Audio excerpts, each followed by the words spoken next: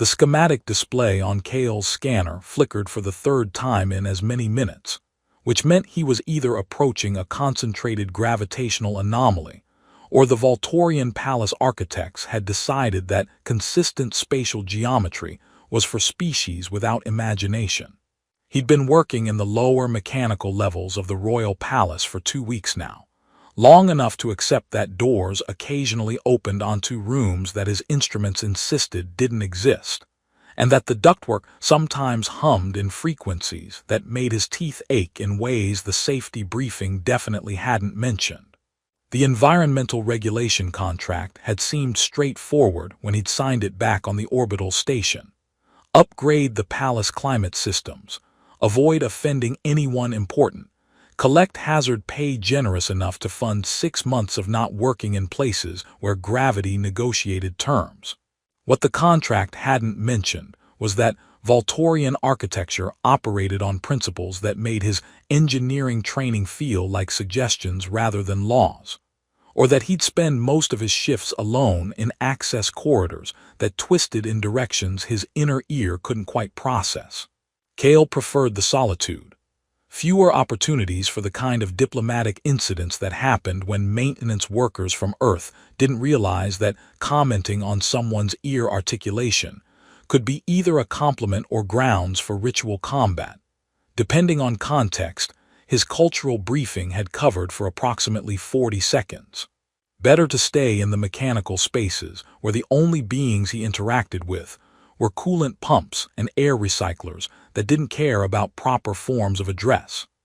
The schematic indicated that Junction Point 7 should be accessible through the access panel ahead, a routine inspection of the water reclamation system that he'd performed a dozen times in other palace sections. He approached the panel, noting absently that this corridor seemed unusually well appointed for a maintenance access. The walls were polished stone rather than exposed infrastructure, and the lighting had a quality that suggested someone had actually considered aesthetics rather than just illumination. Possibly he was closer to the residential sections than the schematic indicated, which wouldn't surprise him given how often his scanner disagreed with palace geography.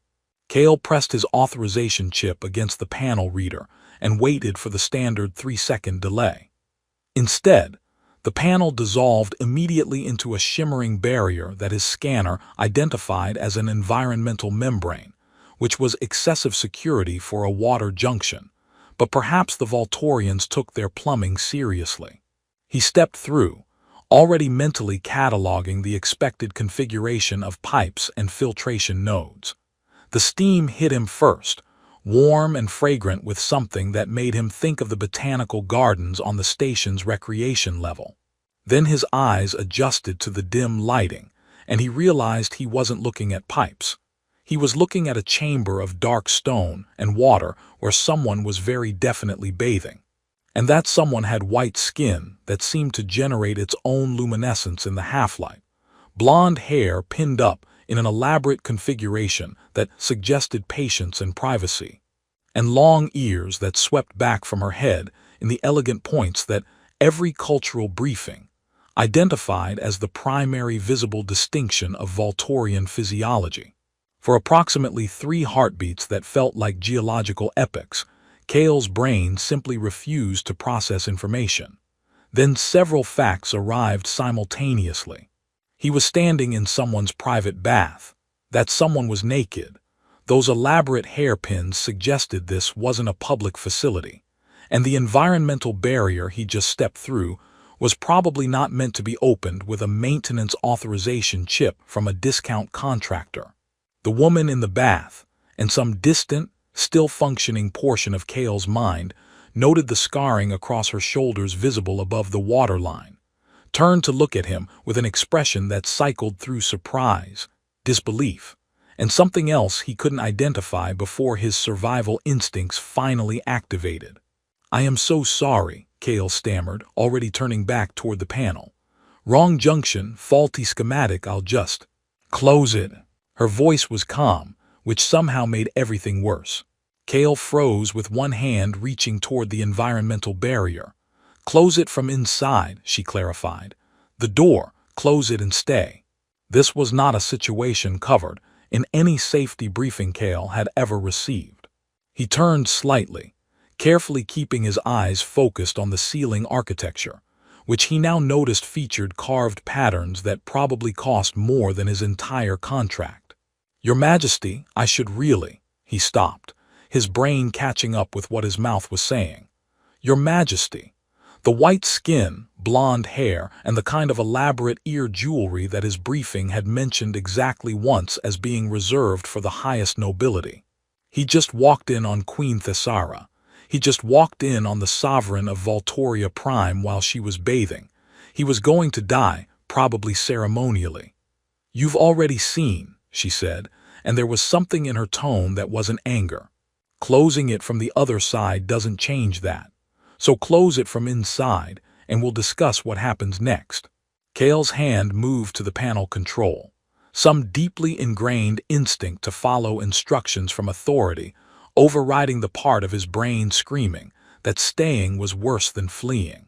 The environmental barrier shimmered back into solidity, sealing him inside the bath chamber with a woman who ruled several billion beings, and who he'd just seen naked, because his schematic was apparently 40 renovations out of date. I have a really good excuse, Kale said to the ceiling. It's not a good excuse, but it's all I have. Outdated schematic, faulty scanner, and apparently your environmental barriers accept maintenance authorization codes when they probably shouldn't. Look at me, Queen Thessara said. I'd really prefer not to, Your Majesty. I'm not asking you to examine me. I'm asking you to look at me because we're having a conversation, and in every culture I'm aware of, that works better with eye contact. Kale reluctantly lowered his gaze, carefully focusing on her face and nothing else. She was watching him with an expression he slowly recognized as calculation, like she was solving an equation with too many variables. You saw the scarring, she said. Not a question.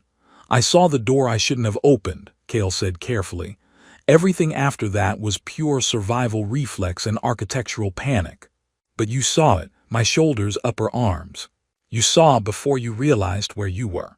Kale wanted to lie, wanted to claim he'd been too busy panicking to notice anything, but something in her expression suggested that lies would make this worse. Yes, I saw scarring. I also saw that I'd made the kind of mistake that usually ends with memory extraction and a permanent ban from orbital contracts, so I was fairly distracted. She was quiet for a moment, her long ears tilting slightly forward in what Kale's briefing had identified as concentration or consideration. How much do you know about Voltorian politics?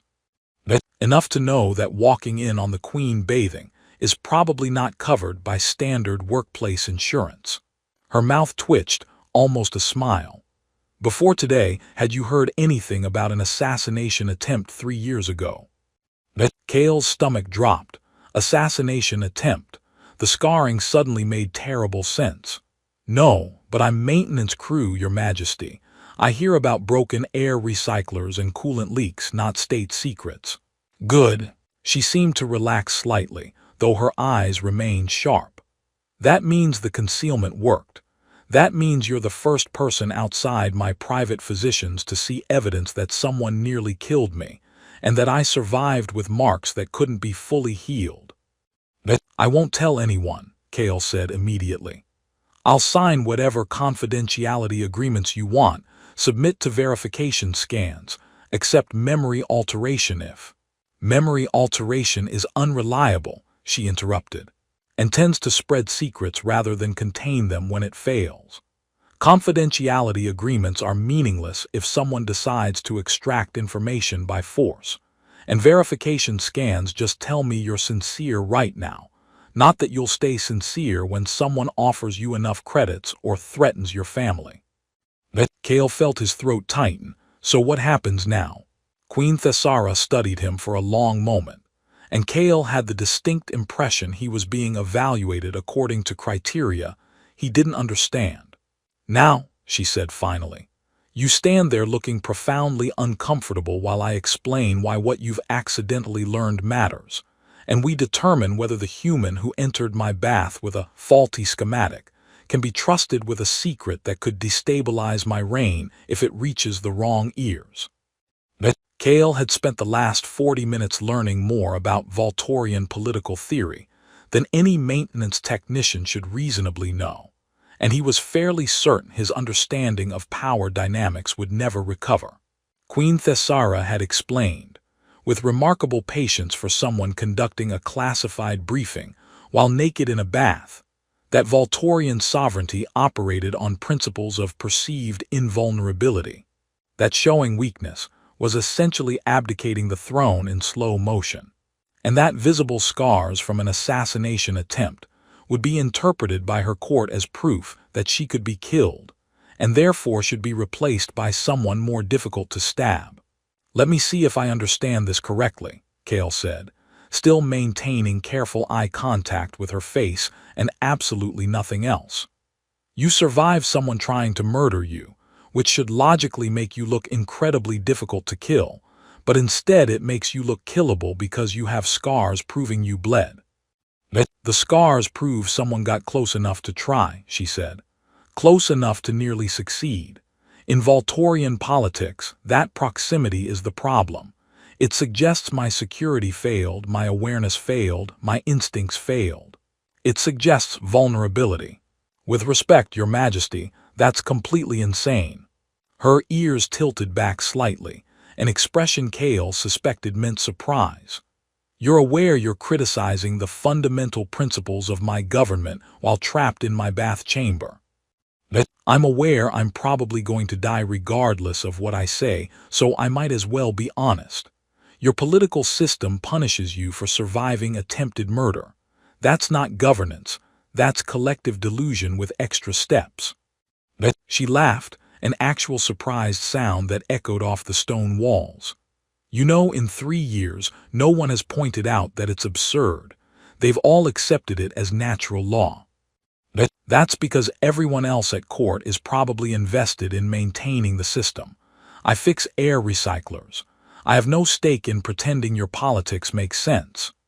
Kale shifted his weight, hyper-aware of the coolant fluid he was dripping onto what was probably irreplaceable flooring. "Can I ask why you're telling me all this, instead of just having security memory wipe me and dump me on the next transport off-planet?" "Because you've already seen the scars, which means the damage is done. And now I'm calculating whether containing you is safer than eliminating the information."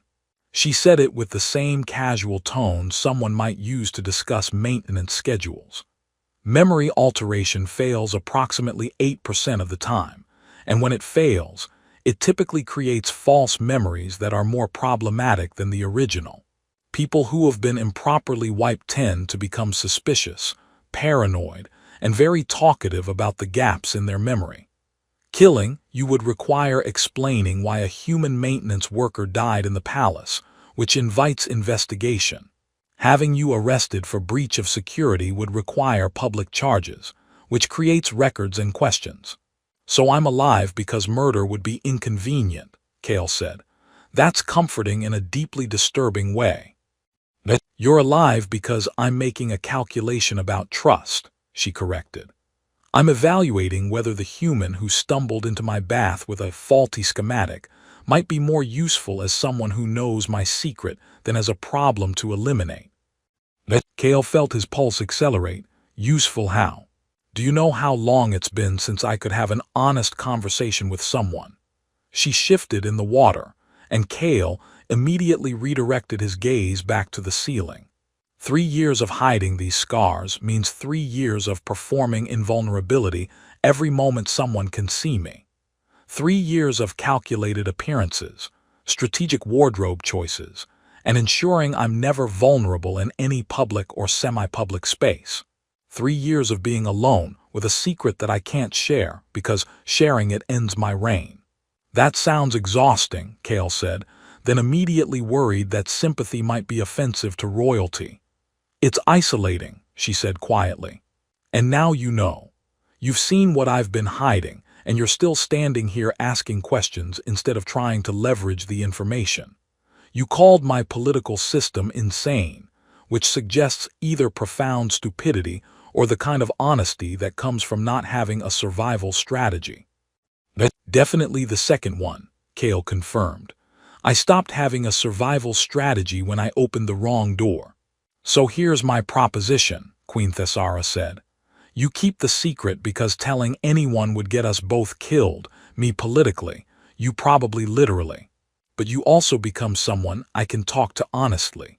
Someone who knows what I'm hiding and doesn't treat me like I'm made of porcelain and propaganda. Kale processed this. You want me to be your secret confidant because I accidentally saw you naked. I want you to be someone who knows the truth because everyone else in my life requires me to lie constantly, and I'm tired of pretending I'm invulnerable when I have scars that still ache when the atmospheric pressure changes. She paused. Also, you made me laugh, which hasn't happened in a policy meeting in approximately 2 years. Your Majesty, I appreciate that you're not having me killed, but I'm a maintenance technician. I don't know anything about court politics or how to be a confidential advisor to. I have hundreds of political advisors, she interrupted. They're all brilliant, strategic, and absolutely committed to maintaining the fiction of my perfection. What I don't have is anyone who can look at my government and say it's insane with extra steps. Kale couldn't help smiling. When you put it that way, I'm uniquely qualified. Can you keep the secret? She asked directly. Not because you signed an agreement or because you're afraid of consequences, but because you understand that telling anyone would hurt someone who's already been hurt enough. The question hit differently than Kale expected.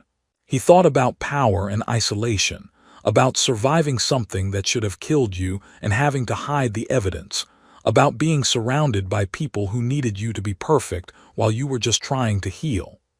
Yes, he said. I can keep it, but can I ask something? You've already asked approximately 15 things, but continue. Does anyone else know? Not about the scars, understand you've hidden those. But does anyone know that you're hiding something this big? Do you have anyone you can talk to without performing?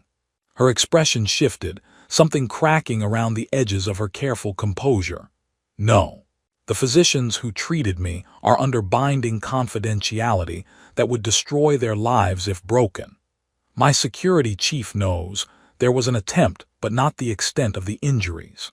Everyone else sees what I show them, which is a queen who's never been touched by anything that could hurt her.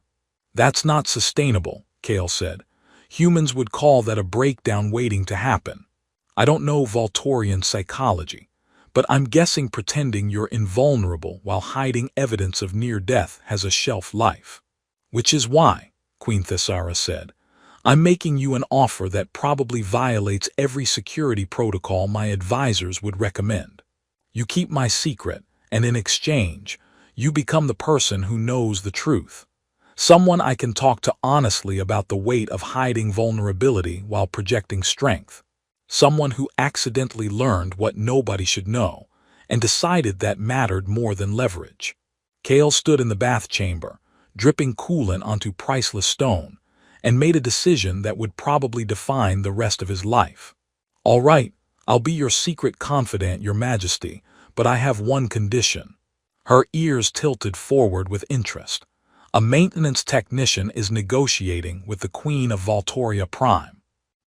You're asking me to help you bear a secret that's been crushing you for 3 years. The least you can do is stop calling yourself invulnerable in private. I've seen the scars, remember. You're human enough to bleed. He paused. Well, Voltorian enough to bleed. You know what I mean. She smiled, genuine and unguarded. I accept your condition. Now please leave before someone discovers we've been having classified conversations while you stare at my ceiling and gradually puddle onto my floor. 3 weeks after accidentally becoming the Queen's confidant, Kale found himself in a service corridor behind the palace's central hydroponic gardens, ostensibly checking atmospheric exchange rates while actually waiting for Queen Thessara to arrive through the maintenance access she discovered allowed her to move through the palace without security tracking her every step.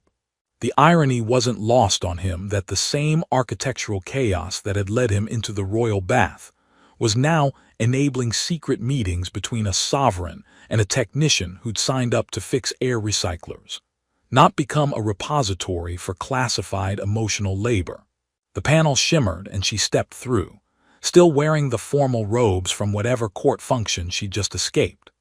Her ears were decorated with the elaborate jewelry that signified she'd been conducting official business, probably something tedious involving trade agreements or territorial disputes that required her to project absolute certainty while pretending her shoulders didn't ache from old wounds.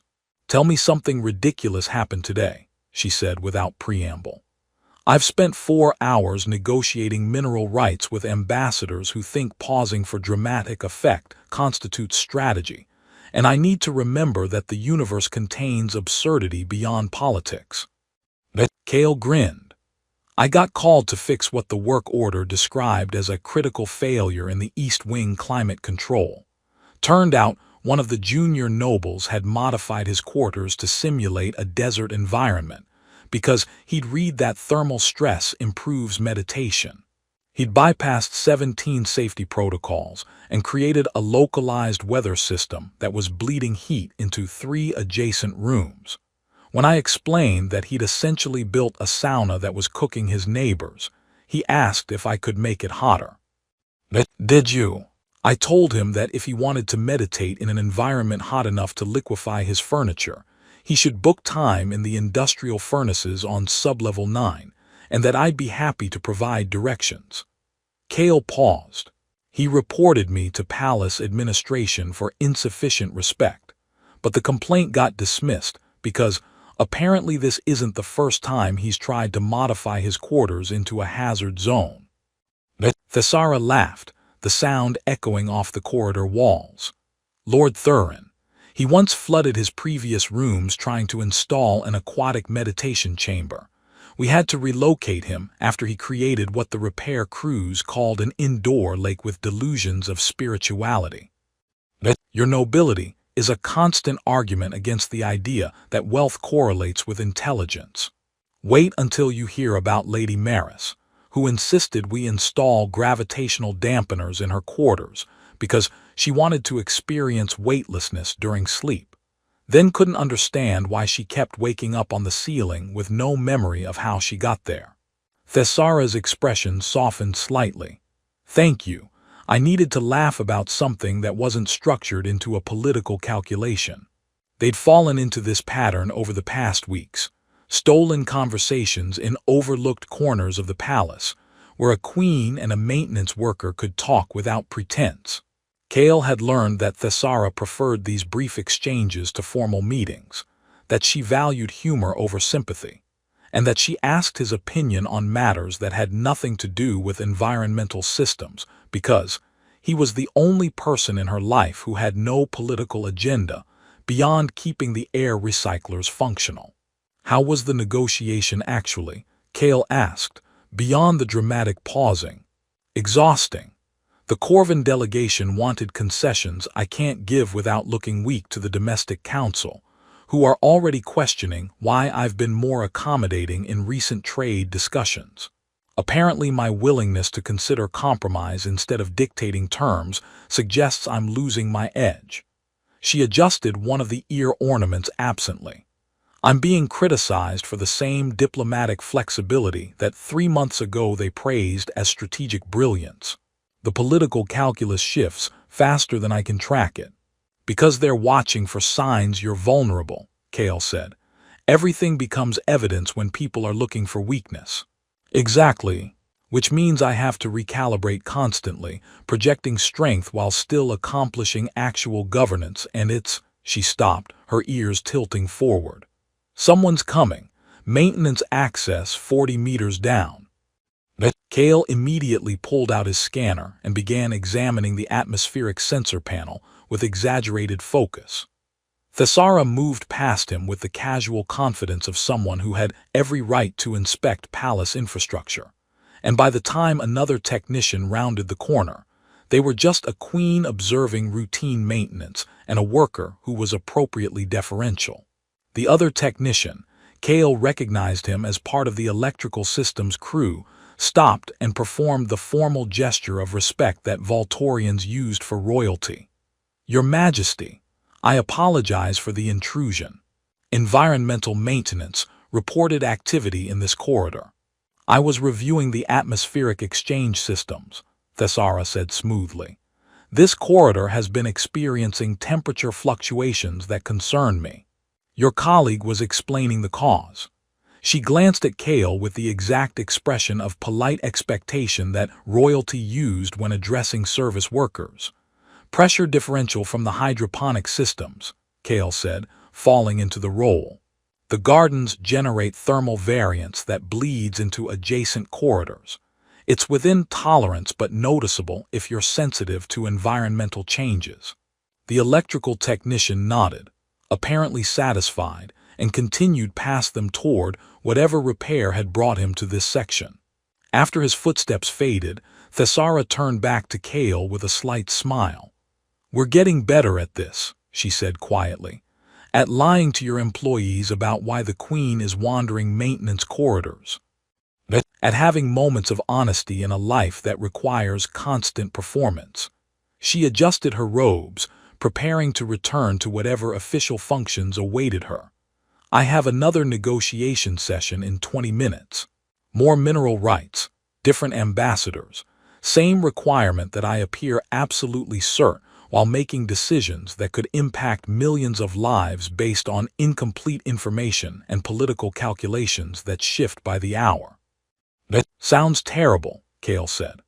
"Want me to tell you about the time I had to explain to palace administration why the waste reclamation system in the guest wing was producing sounds that visiting dignitaries described as either haunted or digestive?" "Save it for next time," she said. "I need something to look forward to besides another formal dinner where I'll smile for 3 hours while people analyze whether I'm smiling enough but not too much, because apparently my expressions are now subject to committee review." "Your Majesty, permission to speak candidly." "You've been speaking candidly since you walked into my bath and called my political system insane. Continue." "Your court sounds exhausting. Your nobles are ridiculous. And the fact that you have to hide surviving an assassination attempt while simultaneously preventing your government from collapsing under the weight of its own absurd expectations makes me glad I just fix things that break in logical, predictable ways." Thessara's expression shifted to something almost affectionate. "You have no idea how valuable that perspective is. Everyone else in my life is invested in maintaining the system. You're the only person who can look at it from outside and confirm that it's as absurd as it feels from inside." "Happy to provide external validation of internal chaos," Kale said. "It's probably not in my job description, but neither was becoming a confidential advisor to royalty, so I'm apparently expanding my skill set." She moved toward the panel that would take her back to the official palace corridors, back to the performance of invulnerability, and the weight of decisions that required her to appear certain while hiding doubt. Before stepping through, she paused. "Same time next week?" she asked. "I'm scheduled for maintenance review of the West Wing environmental systems. I'll make sure there's a plausible mechanical issue that requires extended consultation," Kale confirmed. "Thank you," she said quietly, "for being someone who knows what I'm hiding and treats me like I'm still human anyway." "Volturian," Kale corrected with a slight smile. "You know what I mean." She stepped through the panel, leaving Kale alone in the service corridor with his scanner and the growing awareness that he'd accidentally become something more important than a maintenance technician. He'd become the person a queen could be honest with, and that responsibility felt heavier than any environmental system he'd ever repaired.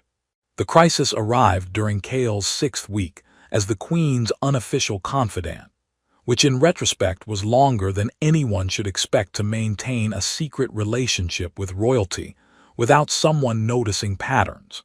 Lord Kavran, a political rival whose dedication to finding weakness in Thessara's reign apparently exceeded his interest in actual governance, had noticed that a human maintenance technician kept appearing in unusual palace locations, often shortly before or after the Queen happened to be in adjacent corridors. When security footage showed Kale in sections he had no maintenance authorization for, Kavrin made his accusation publicly during a council session that Thesara later described as impressively theatrical and comprehensively infuriating. Kale learned about it when palace security arrived at his quarters and informed him with professional courtesy that he was being detained pending investigation into potential espionage, which was several steps worse than getting fired and approximately one step short of getting memory wiped and deported. They escorted him to a holding chamber that was unsettlingly comfortable, furnished like a guest room rather than a cell, which suggested the authorities hadn't decided whether he was a criminal or just inconveniently informed. 2 hours later, Thesara arrived, still wearing formal council robes and looking like she'd been arguing for those entire 2 hours. The guards withdrew, leaving them alone in a room that was probably monitored by 17 different security systems. "Lord Kavrin is calling for your immediate interrogation and memory extraction," she said without preamble. "He's convinced you've been extracting state secrets, possibly at the direction of off-world interests, and that I've been compromised by either espionage or something more personally scandalous. He's making it a public challenge to my judgment, my security, and my fitness to rule." "Well," Kale said, "at least he's thorough in his accusations." "This isn't funny," she said, though her ears tilted in a way that suggested she appreciated the attempt. "If he forces memory extraction, they'll find everything. Our conversations, the bath chamber, the scars, all of it. The secret I've protected for 3 years gets exposed because someone noticed you have terrible authorization boundaries." But, to be fair, the authorization boundaries were terrible before I got here. I just took advantage of architectural chaos and outdated schematics. Kale leaned against the wall, trying to project calm he didn't feel. "What are our options? I can refuse the extraction, but that makes Kavrin's suspicions look justified. I can allow it and lose everything I've been hiding. I can have you deported immediately, which looks like I'm hiding something and sacrifices you to save myself. Or," she paused, her expression shifting to something calculating, "or I control the narrative before Kavrin does." "I don't like the sound of that or," Kale said. "The council meets again in 2 hours. Kavrin will push for your interrogation. I need to decide whether protecting you is worth the political cost of admitting why I care about protecting a maintenance technician who has no business being in half the places you've been." Kale felt something shift in his chest, a realization that they'd reached the point where their impossible arrangement collided with reality. "You shouldn't sacrifice your reign for me. That's not a reasonable trade." "You're the only person in this palace who treats me like I'm human," she said quietly. "That's worth more than you think. It's not worth your throne. Then help me find another option. Because I'm not letting Kavrin extract memories that prove I survived an assassination attempt and have been hiding evidence of vulnerability for 3 years. That information in his hands ends me politically." She began pacing, a habit Kale had learned meant she was calculating rapidly. "What if we admit part of the truth, not the scars, but the relationship? Confirm that you accidentally discovered something personal, that you've been discreet, and that Kavrin's accusations are political maneuvering rather than legitimate security concerns." "That still invites questions about what secret is worth protecting," Kale pointed out. "Which is why you're going to tell them," Thesara said, "in front of the council. You're going to admit you walked into the royal bath by accident, saw something you shouldn't have, and kept the confidence because it was the right thing to do, not because you were extracting intelligence." Kale stared at her. "You want me to tell your entire government that I saw you naked? I want you to tell them you saw evidence that I'm not invulnerable without specifying what that evidence was. Let them assume it's embarrassment rather than scars. Let them think the secret is personal rather than political." She stopped pacing, meeting his eyes directly. "And I'll confirm it. I'll own the narrative before Cavern can twist it into something worse. Your Majesty, that's risky, unprecedented, and probably violates every protocol for royal dignity, she finished. But it's better than memory extraction, better than letting Cavern control the story, and better than sacrificing you to maintain a fiction of perfection that's been exhausting me for 3 years. 2 hours later, Kale stood in front of the Voltorian High Council, surrounded by nobles whose ear jewelry probably cost more than his entire contract, and explained that he'd opened the wrong access panel, walked into the royal bath, and seen something the Queen had been keeping private. He kept it factual, slightly embarrassed, and completely honest about the accident that had started everything. Lord Cavern seized on it immediately. And what exactly did you see that warranted weeks of secret meetings and unauthorized access to restricted palace sections? Before Kale could answer, Thessara stood. He saw evidence that I'm capable of being surprised, embarrassed, and human enough to value privacy.